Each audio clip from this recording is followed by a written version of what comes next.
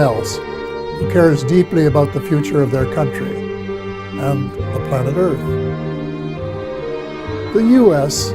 is in grave danger. Strangely, the peril is not from foreign enemies, but from enemies within. The United States and much of the Western world is ultimately controlled by an unelected, unaccountable cabal.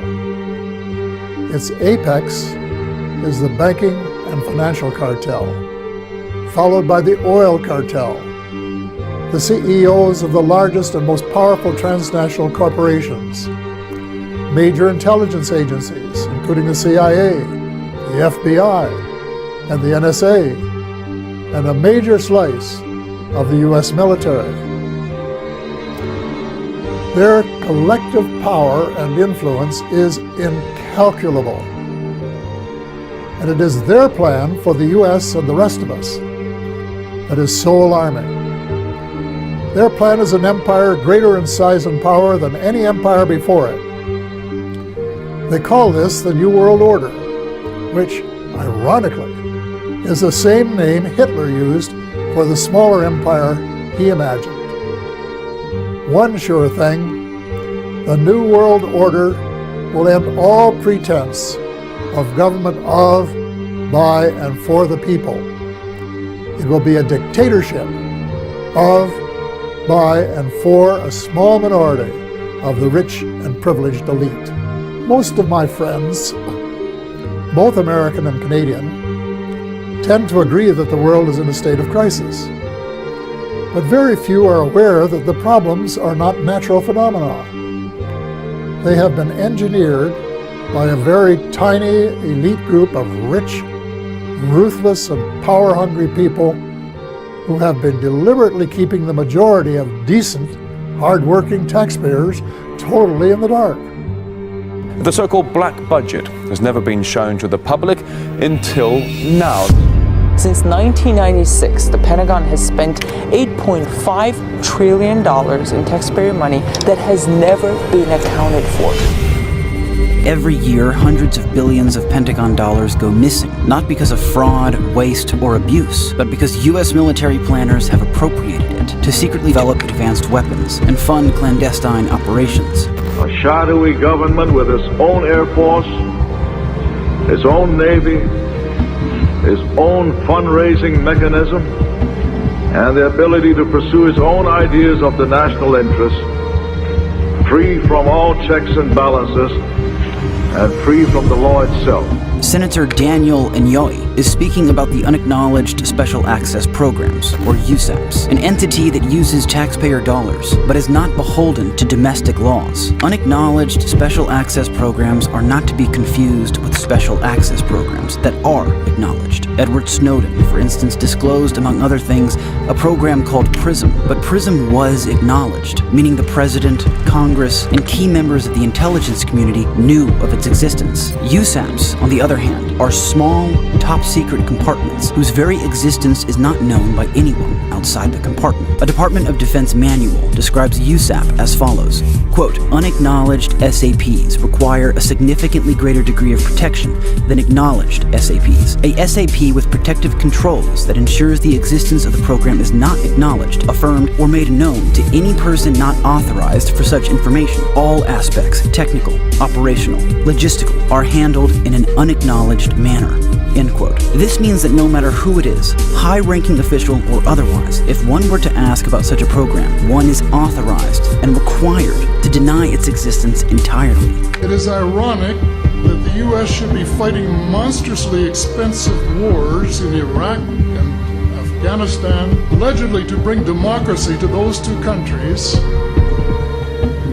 when it itself can no longer legitimately claim to be called a democracy, when trillions, and I mean thousands of billions of dollars have been spent on projects about which both the Congress and the Commander-in-Chief have been kept deliberately in the dark.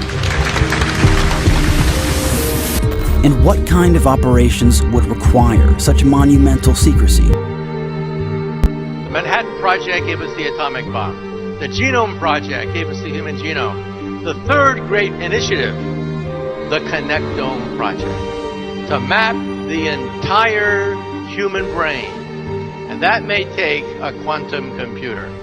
And this means that in the future, communications could be done mentally. What I'm saying is that the internet will be replaced by BrainNet. For a long time now, neuroscience has been decoding and reprogramming the brain.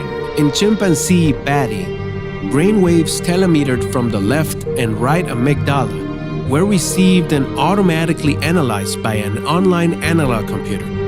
This instrument was instructed to recognize a specific pattern of waves. The computer was also instructed to activate a stimulator. Each time the waves appeared, radio signals were sent to Patty's brain to stimulate a point known to have negative reinforcing properties. Electrical stimulation of one cerebral structure was contingent upon specific EEG patterns in another area of the brain. Technology has always brought man to the front of a new era.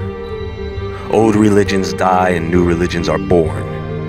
And now we all have arrived at a turning point in history.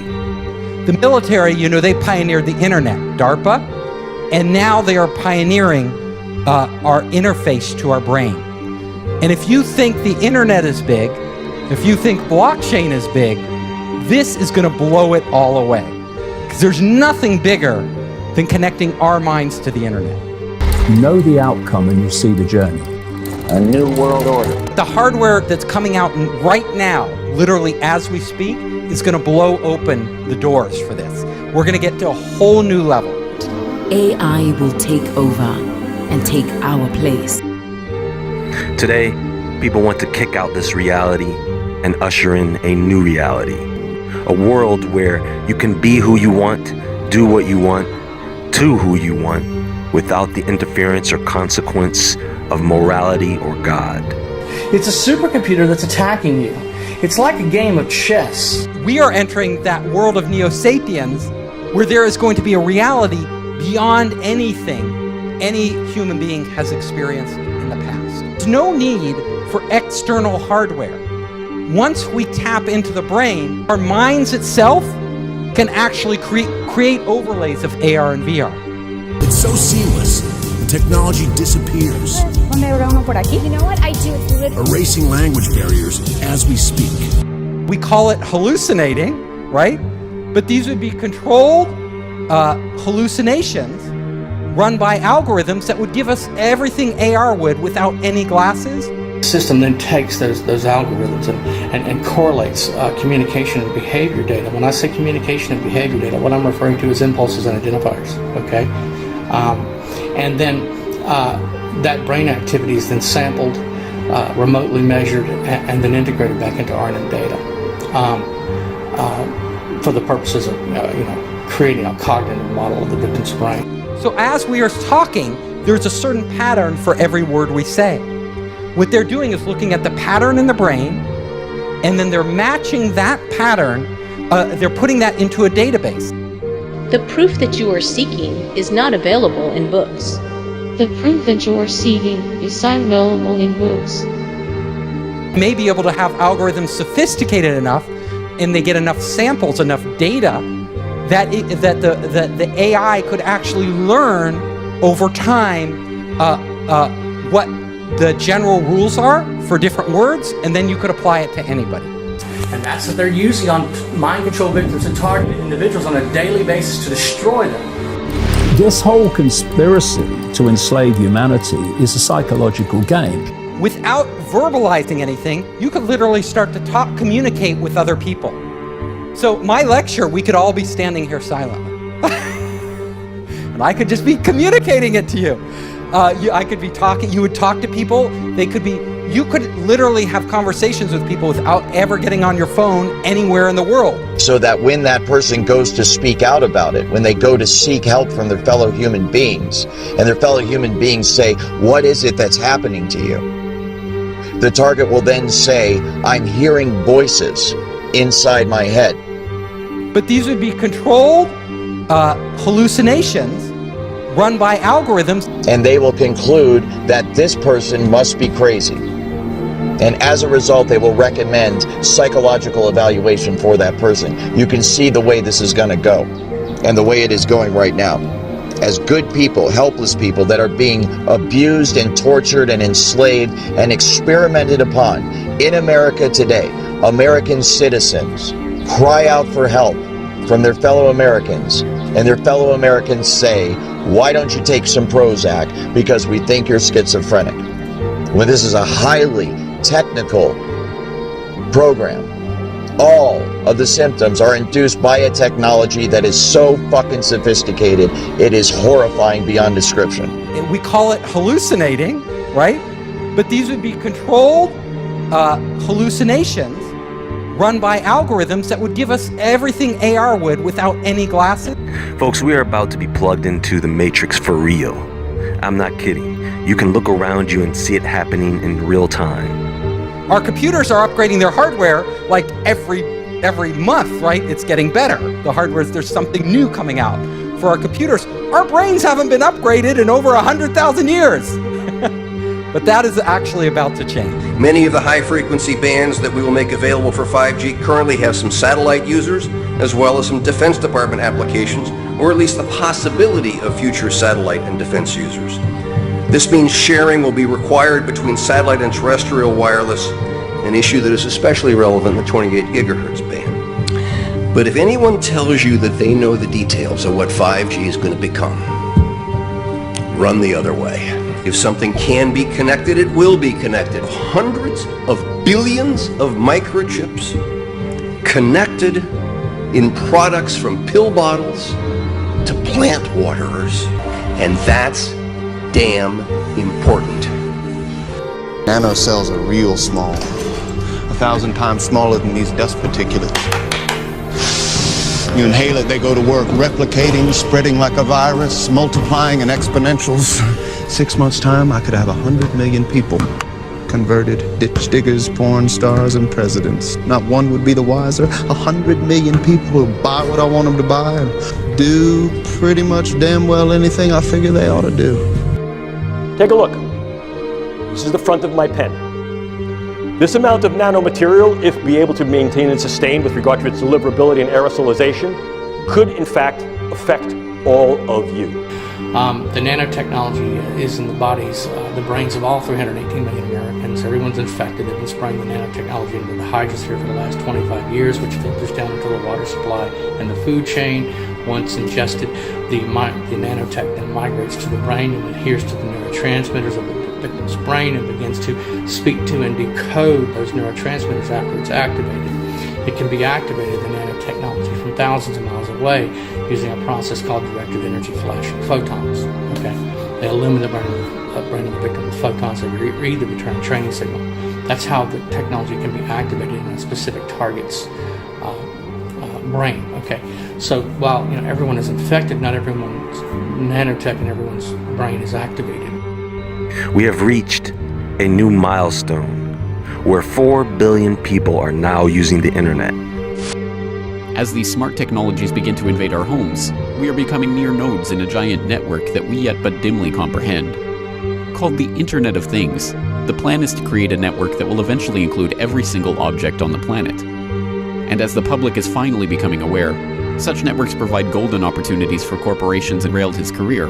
Former CIA Director David Petraeus bragged openly about how these smart technologies would allow intelligence agencies to spy on everyone in their own homes using their own appliances. Speaking at a summit for In-Q-Tel, the CIA's venture capital firm, Petraeus noted, "Items of interest will be located, identified, monitored, and remotely controlled through technologies such as radio frequency identification, sensor networks, tiny embedded servers, and energy harvesters." In practice, these technologies could lead to rapid integration of data from closed societies and provide near-continuous, persistent monitoring of virtually anywhere we choose. 5G doesn't just connect smartphones. It connects the Internet of Things, anything with a chip in it. Think self-driving cars, smart cities, your body. You can be sure of only one thing. The biggest Internet of Things application has yet to be imagined. The outcome is that they want to connect the human brain to artificial intelligence. So artificial intelligence becomes human consciousness. It is called the Sentient World Simulation. The program's aim, according to its creator, is to be a continuously running, continually updated mirror model of the real world that can be used to predict and evaluate future events and courses of action. In practical terms, that equates to a computer simulation of the entire planet, complete with billions of nodes representing every person on the Earth. Imagine what would happen if we had to link thousands of brains together. Just like nature creates a superior intelligence by forming flocks, schools, shoals, and swarms, we could create the brain of brains, the world's first ever human quantum computer. Well, what if we told you we already have? What they're going to do is apply this machine to an area that I think is fundamentally important. It's a crux of our future as humans, and that's, can we build machines like us? The types of approaches that people are taking now to build intelligent machines benefit immensely from what this machine that we've built does best. So what this center is about is applying this beautiful new computational idea in the service of trying to make intelligent machines. Your brain is remotely tied, the cerebral cortex is remotely tied to a supercomputer for life. And what happens when we ultimately reverse engineer the brain and develop a machine that has cognitive capability and emotional capability? Before you go, oh, that's the stuff of science fiction. No, it's not. You cannot compromise. You cannot negotiate. You cannot surrender to a computer. It will continue to do what it is programmed to do. Linking brains to machines and creating machine brains. Is that something we can handle? Mind transfer, mind copying, whole brain emulation, etc. for the purposes of training, research, and development. Stuff of science fiction? Nope. It's called the information injection feedback loop. It's bidirectional, so they can upload, download at the speed of light. The system can, the supercomputer can. This information injection feedback loop, this neural link between the victim's brain and the supercomputer. Linking brains to the internet and data clouds that make an unlimited amount of information available to us all the time. Yeah, we can do these kind of things. Your brain is remotely tied, the cerebral cortex is remotely tied to a supercomputer for life, which monitors and manipulates all electromagnetic activity of the victim's brain. A machine that has cognitive capability and emotional capability. Literally uses the first person singular I and tells us how it feels. A real, live, breathing, sensitive, and responsive entity, just like Pinocchio becomes a boy. If I stood before you 3 years ago and I told you this, I'd be like, here's science fiction that should start out with once upon a time. Not science fiction anymore. The ultimate issue, can we handle it? Can we handle the truth that these neuroscientific questions may foster? Can we handle the answers? Can we handle the unknowns? And what do we do with that? Is that something we can handle? And even if we can, how are we going to handle it? This is that interesting point where neuroethics becomes NELSI. Neuroethics, legal, and social issues in interaction. And there are many.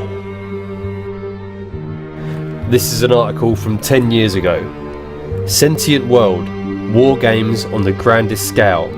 The DoD is developing a parallel to planet Earth with billions of individual nodes to reflect every man, woman and child this side of the dividing line between reality and AR. The deep state has merged the quantum computer with the sentient world simulation.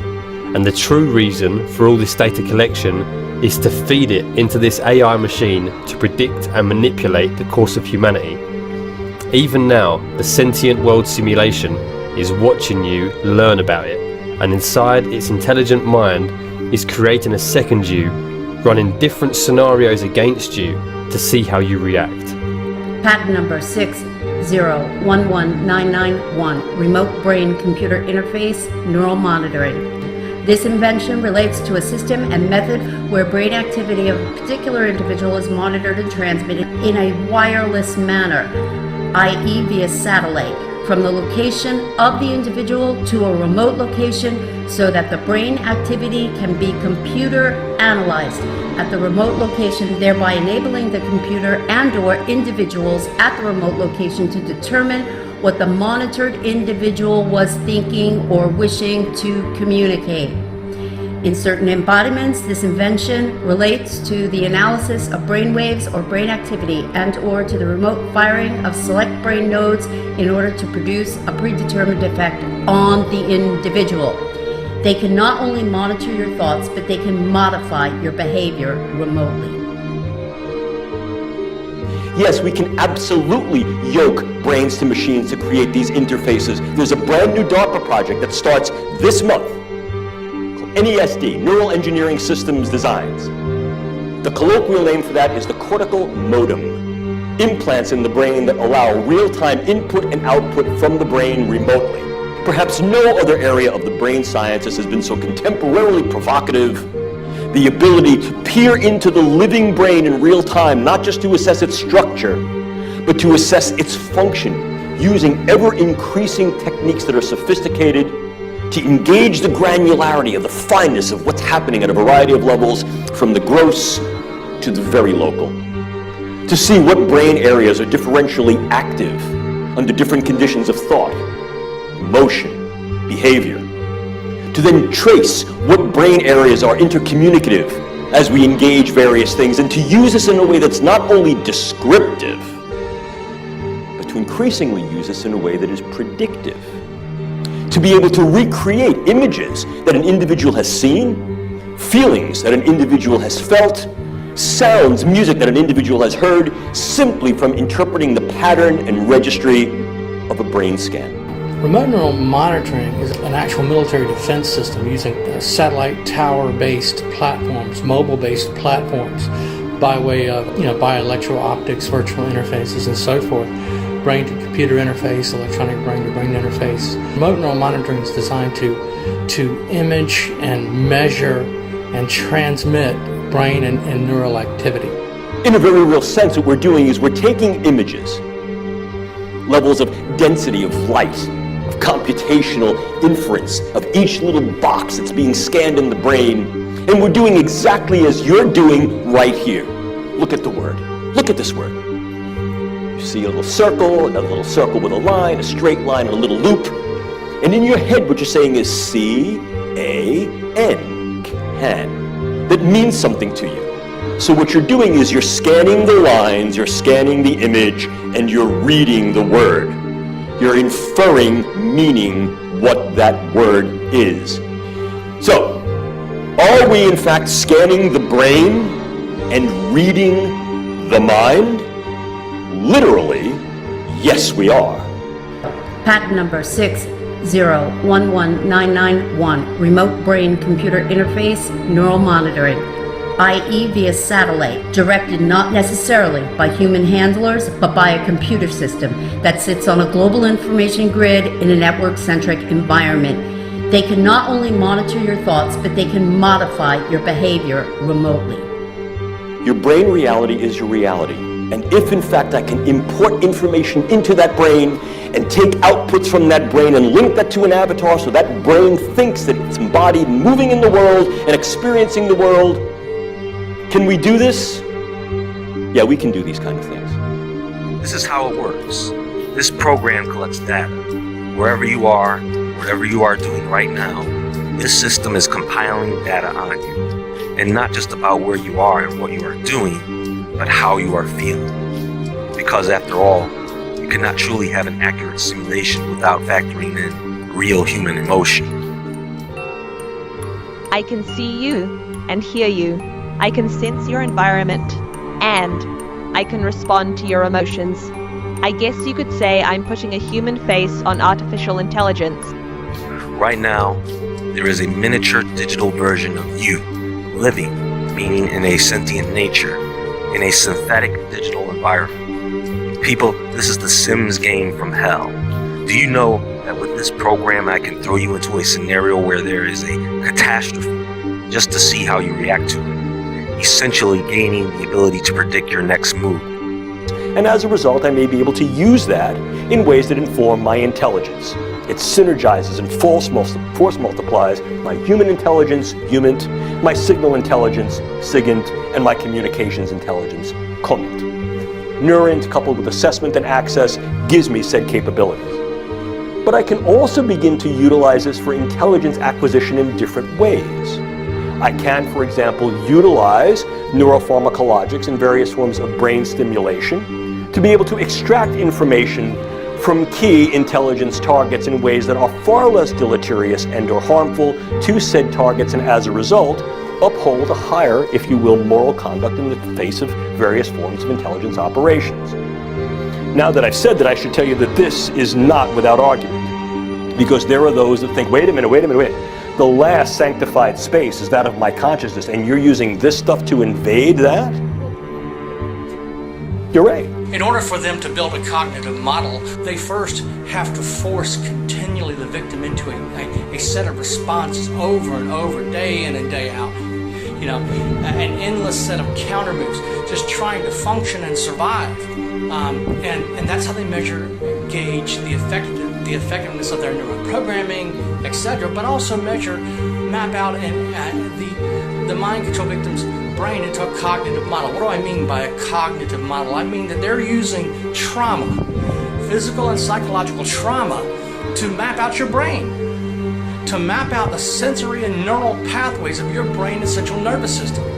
Moreover, we can also utilize something called TITAN, which is Tiered Integrated Tracking and Access Networks that utilize biologically implantable chips to then track key individuals in a variety of circumstances and then yoke these to known information about the way brains work to create narratives and behaviors. And essentially what this does is this adds to what's called human terrain teaming.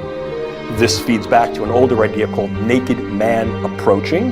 In other words, I don't need to identify you by your uniform, by your clothes, but perhaps by certain anthropometric characteristics, and in this case, biological signatures.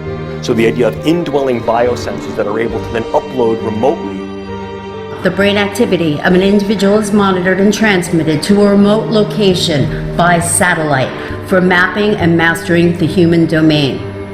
At the remote location, the monitored brain activity is compared with pre-recorded normalized brain activity curves, waveforms, or patterns to determine if a match or substantial match is found. If such a match is found, then the computer at the remote location determines that the individual was attempting to communicate a word, phrase, or thought corresponding to the match stored in the normalized signal. Telemetrized information is quite real. Those of you working in the area of biosensors, RFIDs, understand the potential power here. This is a key area for dual use because these types of sensors are being developed for populational monitoring of key biological variables that can be then uptaken into health information databases. The same type of thing can be used for other forms of information, not least of which is tracking and identification. The sentient world simulation does this automatically. So what this is a synthetic mirror of the world we live in. Not a piece of it, but the entire world. And this program constantly recalibrates the simulation based on real-time world events, trends, theories, economics, industry, almost everything you can think of that would contribute to an accurate model. Not to mention the individual pieces of data on every single person represented in the simulation. So to put this in perspective, what this is a digital clone of our world and everyone in it. The idea to then be able to take a key individual set of biological metrics and immediately in real time pull them into a large-scale data analytic to say, this is who this person is, and this is where this person's been, and this is who this person's been interacting with, could be very, very useful. The more we know, the bolder we go. Puts the brain at our fingertips. It also obviously opens the specter. It clearly opens a Pandora's box. You know, in many ways, a lot of what we're doing today in brain science is not only cutting edge within the sciences, but cutting edge for the knowledge base of humanity. We're going ever more boldly and ever more bravely into the brain as a final frontier of understanding, of engagement, and in some cases, of effect and manipulation. Biological knowledge multiplied by computing power, multiplied by data, equals the ability to hack humans.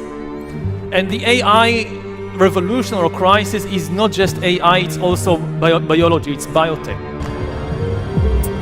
The BRAIN Initiative is a $6 billion fund to find new ways to map the activity of an entire brain. Leading neuroscientist Professor Raphael Just was at the front of the queue for funding. We're not talking about data privacy. This is much worse. We're talking about the content of your mind. And maybe I'll explain what it means, the ability to hack humans, to create an algorithm that understands me better than I understand myself, and can therefore manipulate me, enhance me, or replace me. The goal of the BRAIN Initiative is precisely to build methods to read and manipulate the activity of neural circuits. I'm a former naval officer. I'm a graduate of the United States Naval Academy. I have a degree in control systems engineering. I worked as a surface warfare officer in electronics warfare and nuclear engineering jobs. While I was in the service, I found out there's an ongoing, non-consensual human experiment, and it's testing a human-machine interface. And of course, part of that program is Obama's BRAIN Initiative, a multi-billion-dollar program. DARPA's got a huge chunk of that. $1 billion to map the brain. But you see, once you map the brain, then you can begin to connect the mind to computers. The new program is called Neural Engineering System Design, or NESD, which aims to develop an implantable neural interface connecting humans directly to computers. Philip Elvelda, NESD manager for DARPA, said its goal was to upgrade the tools that we have to really open the channel between the human brain and modern electronics. At the moment, human-computer interfaces are able to connect between 100 and 1,000 brain neurons to a machine at a time. DARPA aims to refine this technology to connect individual neurons. This would give much finer control, reduce noise, and speed up communications between a human and a computer. So basically, they look at you as essentially a computer that they can hack. That's why they're talking about brain hacking. That's why they're talking about their RAM program. You should be very concerned. If they were genuinely concerned about medical issues, and of course, that's not at all what the Defense Department and DARPA are focused on. They're about creating war machines, okay? They're not about doing medical research. If they had any real concern about the veterans, they would be doing something for them in just ordinary care at the VA. So you should be very skeptical of anything that they tell you. If they do come up with a treatment, will they make it available to the vets? I seriously doubt it. They're always saying they're going to do that. We should remember the history of what they did to World War II veterans with PTSD. They gave them lobotomies. DARPA's website confirms the news, also citing that among the program's potential applications are devices that could compensate for deficits in sight or hearing by feeding digital, auditory, or visual information into the brain at a resolution and experiential quality far higher than possible with current technology. Considering that DARPA's research has an end goal of military application, it's not hard to imagine where that could be used. And of course, they're being joined by Lawrence Livermore National Labs. They have, get this, high-fidelity neural recordings. They're trying to do everything they can to map and to record your memory. It's not enough for them to record all of our metadata, not enough for them to record all of our phone conversations, as the former head of the NSA said. He said they want total population control. That's how you do it with these brain projects. Out of disclosure, some of the work that I'm doing here today is funded by the Lawrence Livermore National Laboratories. I'm also funded by the European Union Human Brain Project, specifically the Sub-Project 12, where I'm a task leader for dual-use brain science. And I've also done some ongoing work with the Strategic Multi-Level Assessment crew over the past 10 years at the Pentagon, at Dr. Kabayan's group, and with DARPA. The brain is not a large organ. It literally fits in the palm of your hands. And more contemporary brain science is putting the brain, its functions, consciousness, the mind, emotion, behavior, at our fingertips. If we look at an organ that fits in the palm of our hands as the brain does, within its folds, crevices, within its depths, and billions of cells and trillions of connections, is every hope you've ever had, every dream, every nightmare, everything you love, everything you hate, everything you remember, everything you'll plan to be, from birth to the grave. And more than that, perhaps more expansively, the organ that fits beneath our skulls and here within the palm of our hands is the essence of everything that humanity has ever done and will ever be. All of our excellences, all of our evils, all of our benefits, all of our burdens, all of our help, and all of our harms from this little organ. The military, you know, they pioneered the internet, DARPA, and now they are pioneering our interface to our brain. And if you think the internet is big, if you think blockchain is big, this is going to blow it all away. Because there's nothing bigger than connecting our minds to the internet. The hardware that's coming out right now, literally as we speak, is going to blow open the doors for this. We're going to get to a whole new level.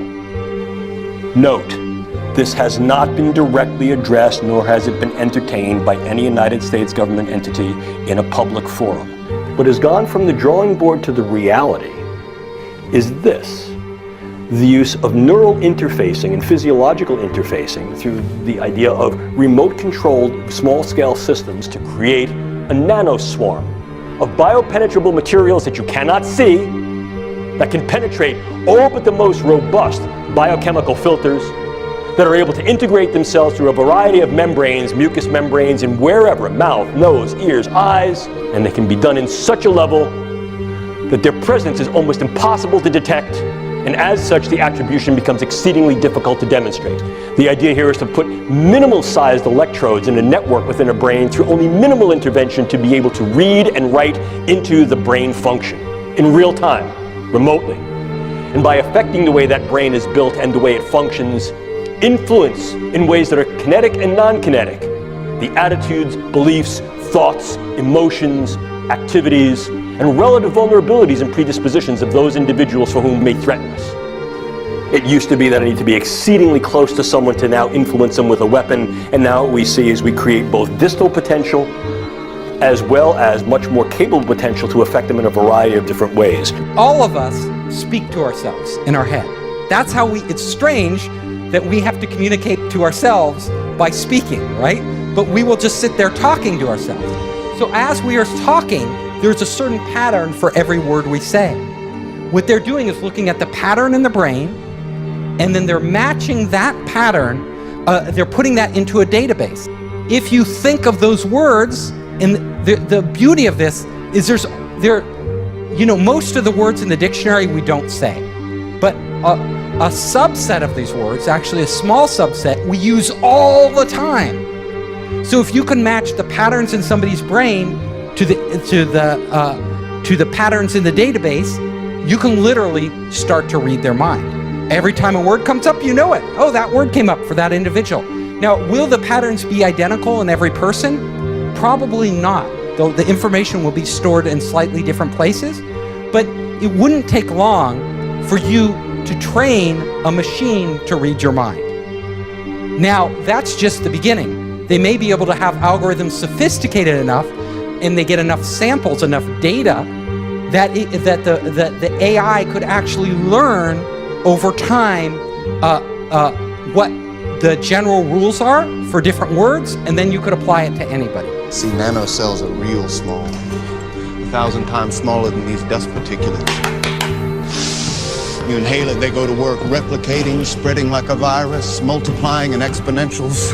6 months' time, I could have 100 million people converted, ditch diggers, porn stars, and presidents. Not one would be the wiser. 100 million people who buy what I want them to buy and do pretty much damn well anything I figure they ought to do. We will have nanobots that we can feed into our brain that directly connect to the cloud.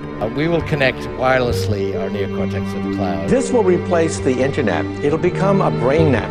And the whole agenda is for humanity to have technology put inside the body, inside the brain. Nanotechnology will connect the human mind to the cloud. In a way, the future shapes the now. Think of a world where all things are connected, a world with artificial intelligence everywhere. This is the vision that leads us to the cloud. The cloud has become a force of its own. A group of scientists say we are closer than ever to creating technology which can merge with human biology in order to access the cloud in real time. They mentioned something called deep learning, where the CIA is getting technology from Amazon. The company has signed a $600 million deal with the CIA, and Daily Finance reports it doesn't have anything to do with buying books. Amazon will help the agency build a private cloud infrastructure to keep up with emerging technologies. This deal would be a game changer for both the CIA and Amazon. Bloomberg reports the pairing would innovate new uses for cloud technology. This level of technology could include brain-to-brain interfaces, brain-to-computer interfaces, and specifically brain-to-cloud interfaces. Technology linking the brain to the cloud could drastically alter the state of communications between humans and machines. The senior author of the study noted that once inside the brain, the devices would then wirelessly transmit encoded information to and from a cloud-based supercomputer network for real-time brain state monitoring and data extraction. Essentially, the CIA is attempting to use artificial intelligence, AI, and that's where all the focus, by the way, of these tech companies is right now, is into artificial intelligence to really control the population. And I know it sounds so Orwellian, it sounds science fiction even to say these things, and yet that has been the primary focus of companies like Amazon over the last few years. This deal would be a game changer for both the CIA and Amazon.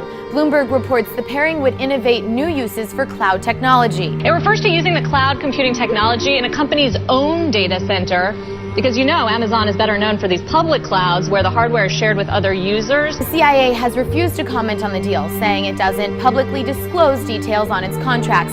Amazon wouldn't talk either, and CNET's Charles Cooper says neither party probably ever will. Given how Amazon usually considers everything, including the state of the current weather in Seattle, as something of a state secret, odds are we'll never hear much more. I became a security specialist for SIS, specializing in executive protection, also risk and threat assessment to our clients. Our clients are the companies or the individuals that we contract out with and provide services for. And it was in that context that I became aware of what I describe as a social engineering program and a research and development program that was being carried out by SIS and our client in Seattle, the Amazon Corporation. And I later learned that they were indeed experimenting with, when I say experimenting, voice-to-skull, HIVE MIND, behavior modification technology that is frequency-based and directed at a targeted individual to basically control their entire person. Once you have connected the targeted individual with the frequency and they resonate together, then you have a perfect avenue upon which to send and receive information back and forth. And that's exactly how they manipulate someone's thoughts. They send voices into someone's head.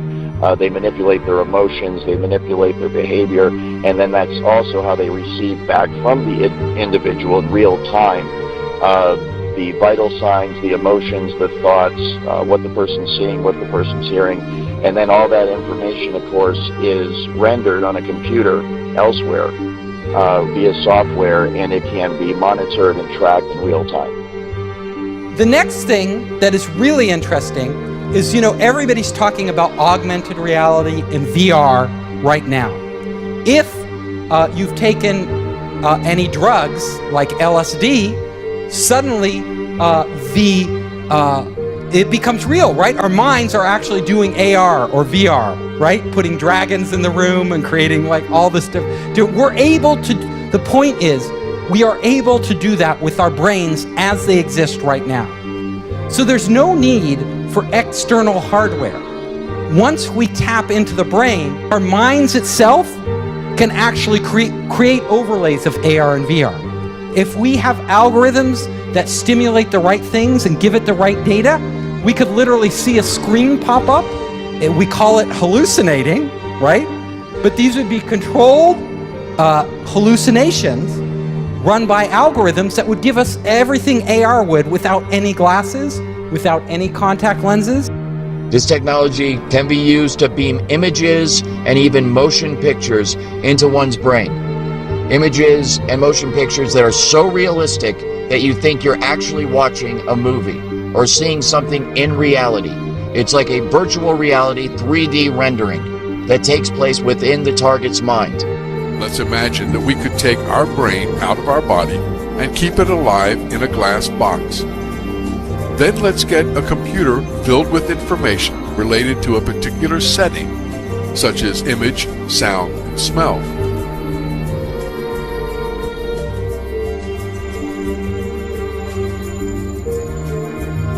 We'll connect this computer to the brain with electrodes and send the pre-recorded data to the brain. As our brain receives these signals, it will see and live the setting that the computer is transmitting. We could also send signals to the brain from this computer about our own image. For example, we could send the electrical information, such as the sight, hearing, and touch, that we would experience while sitting at a desk. Our brain would perceive that we were a businessman sitting in his office. This imaginary world would continue as long as the information kept coming from the computer, and we would never realize that we were actually a brain sitting in a glass box. You can imagine us entering entirely living in the real world as we do now, and also living in this virtual world where they are combined right inside our minds. Now, our minds are so amazing, because did you know, when you are looking at me now, when you look at me now, that what you are seeing is not really me. Now, what you are, your eyes are not, your brain, it's not like a video camera. You're not getting a video feed. What you are doing is you are getting a sense of the room, and your brain is recreating it in your head.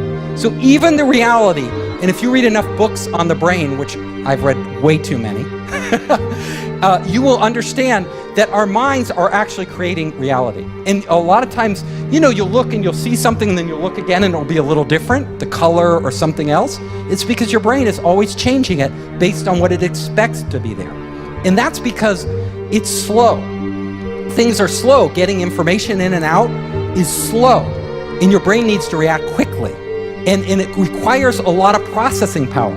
So your brain is actually fudging it to make, you know, vision requires a lot more processing power than audio, than hearing. So your brain, like what you hear is closer to reality than what you see, because your brain is filling in all the gaps between what is there, in reality, and what your brain expects to be there.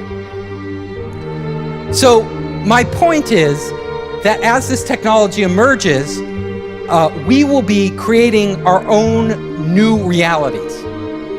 So there will be a reality, like what we all live in now is the reality of being these bodies that have been around, you know, that evolved over millions of years and, you know, have been the same for over 100,000 years. We are entering that world of Neo-Sapiens, where there is going to be a reality beyond anything any human being has experienced in the past.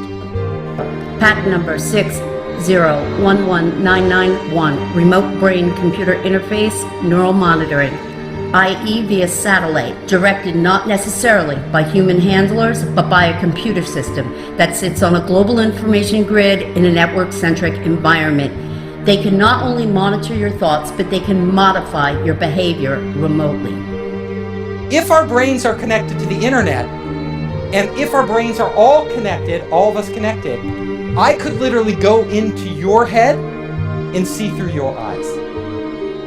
So all of a sudden, like for a day, like, you know, a lot of us, because you're entrepreneurs, think it would be cool to go inside Elon Musk's head for a day and walk around. Well, Elon Musk may allow people to get that feed and literally live through what he sees. This technology can also tap into the optical nerve of the target and the auditory system of the target, so that those monitoring the target can see what the target is seeing and hear what the target is hearing. This information is then downloaded and stored on a computer in a highly secure, classified site on servers that are guarded by some of the tightest security in the world. This results in the individual's entire day, everything they see, everything they hear, everything they experience, and everything they feel being recorded till the end of time. If you're looking at connecting our brains to the internet, one of the things we'll be able to do is we'll be to outsource functions of our brain. So we'll be able to outsource, we'll be able to upload our memories to the cloud. So let's say you don't want to, you want that memory forever, right? You're like, it's automatically probably being stored in the cloud for you without you thinking about it. Just like these automatic backups on your computer, you know, everything, there's a copy and there's redundancy and there's like many versions. I was previously at the Institute for Neurocomputation at UCSD, as well as with a number of members of my team, and we were focusing really on brain-computer interfaces and on advanced methods for neural state decoding to interpret the signals that come out of our brains and relate them to behavior and cognition. So we provide a RESTful API framework. Actually, we're, I think, the world's first platform for neurocomputation operating on the cloud through a web API interface in real time. So you can push your biosignals to the cloud through a few API calls. Then we have a large amount of sophisticated signal processing that's spun up to make sense of that data. And then with a few more lines of code through, again, a simple REST API, you can get back a meaningful result. And all that happening in real time. It's a scary proposition to think that every biosignal from us will be one day measured, but if it is, I'd like to know that I'm in control of that data and not the NSA. Oh, absolutely. Catherine Herridge continues her reporting on a place where all that data is heading.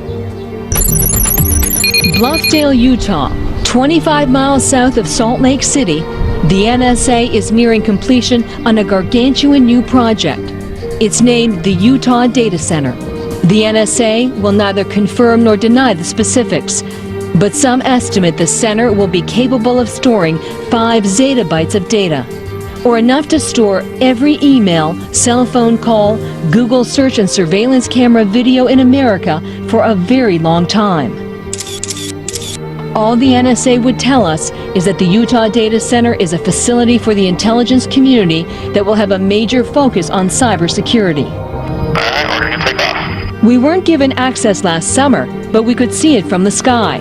I want you to look real close because right now we're 500 feet over the Utah Data Center, and this is as close as you're going to get without a security clearance. You can actually see the cranes right now after 12 o'clock. Wow. From the sky, it's huge. Yeah, it's gigantic. It's really a turnkey situation where it can be turned quickly and become a totalitarian state pretty quickly. The capacity to do that is being set up. That's a chilling assessment from Bill Binney, who worked at the NSA for nearly 4 decades, starting as a data analyst in the days before desktop computers. Without verbalizing anything, you could literally start to communicate with other people. So my lecture, we could all be standing here silently. And I could just be communicating it to you. I could be talking, you would talk to people, you could literally have conversations with people without ever getting on your phone anywhere in the world. You know, goodbye WeChat or Google Hangouts. We could all just be on our brainwaves, right? Communicating with our friends, they could be dropping in on us. Very strange if we think about it. So that when that person goes to speak out about it, when they go to seek help from their fellow human beings, and their fellow human beings say, what is it that's happening to you? The target will then say, I'm hearing voices inside my head. But these would be controlled hallucinations run by algorithms. And they will conclude that this person must be crazy. And as a result, they will recommend psychological evaluation for that person. You can see the way this is going to go, and the way it is going right now. As good people, helpless people that are being abused and tortured and enslaved and experimented upon in America today, American citizens cry out for help from their fellow Americans, and their fellow Americans say, why don't you take some Prozac because we think you're schizophrenic? Well, this is a highly technical program. All of the symptoms are induced by a technology that is so fucking sophisticated, it is horrifying beyond description. We call it hallucinating, right? But these would be controlled hallucinations run by algorithms that would give us everything AR would without any glasses? The system then takes those algorithms and correlates communication and behavior data. When I say communication and behavior data, what I'm referring to is impulses and identifiers, okay? And then that brain activity is then sampled, remotely measured, and then integrated back into RNN data for the purposes of creating a cognitive model of the victim's brain. But as soon as we connect our to the internet, emotions are also data. We could start literally to feel somebody else's pain. Now we say, I feel your pain. We don't really feel their pain. But in the future, we may actually really feel their pain. Like if they're sad, all of a sudden we could tap in, to your wife or girlfriend or boyfriend, and you could be like, oh my God, I feel your pain. I feel your anxiety, This technology can also be used to manipulate the emotions of the target. It can induce fear, love, hate. It can cause you to be nervous. It can cause you to be confident. It can cause you to be depressed. It can cause you to be happy. It can cause you to feel any fucking emotion at any time by artificially inducing them.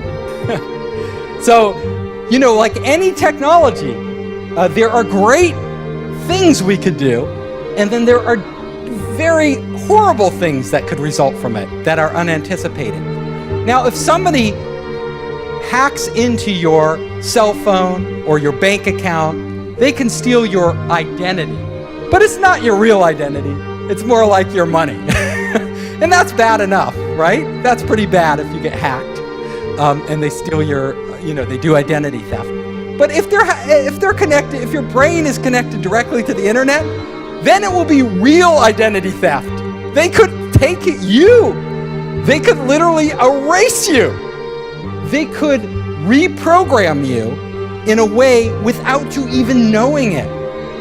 So you think you're in control of your own will, but it's actually somebody else. It can literally stop your own thoughts from happening and replace them with other thoughts by sending thoughts to your head. And it's so sophisticated that you cannot tell where these thoughts are coming from. There's no way to discern that they're coming from somewhere other than your own mind. So you can imagine how bad this would be for people that don't even realize this technology exists. And they're having these thoughts, which they think are spontaneous, because being under the influence of this technology now, kind of having been on both sides of it, I am just amazed at the way it works. And I know that the thoughts that they beam into your head originate from the exact same place in your mind that your own natural thoughts originate from.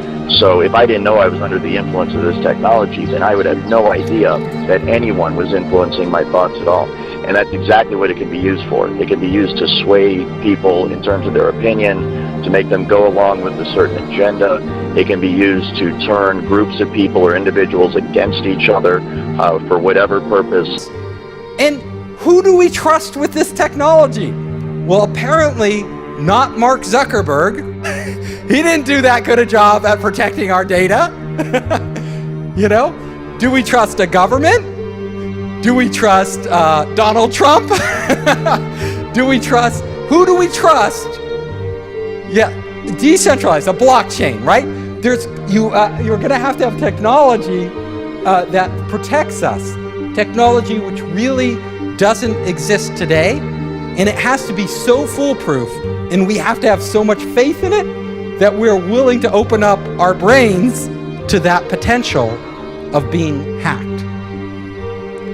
So my final slide here is that, our future could go two ways, right? We could literally create heaven on earth.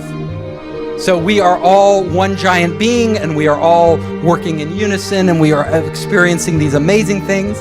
Or it could be hell, where there's some evil AI or evil people controlling everything we do, and we're more like zombies, where we don't even know it. Like we think we're free, and we're not actually free. One of the things I'm concerned about is the technology as it's being researched and developed in Seattle utilizes emotion manipulation and behavior manipulation without the game stalking and without the voice-to-skull aspects. And so this use of the technology can be done very covertly to the point where the person it's being used against will not know that this technology is being used against them. And that is one of my main concerns and one of the reasons why I want to bring more light to this technology and to this issue, because this technology could potentially be being used against tens to hundreds of millions of Americans every day.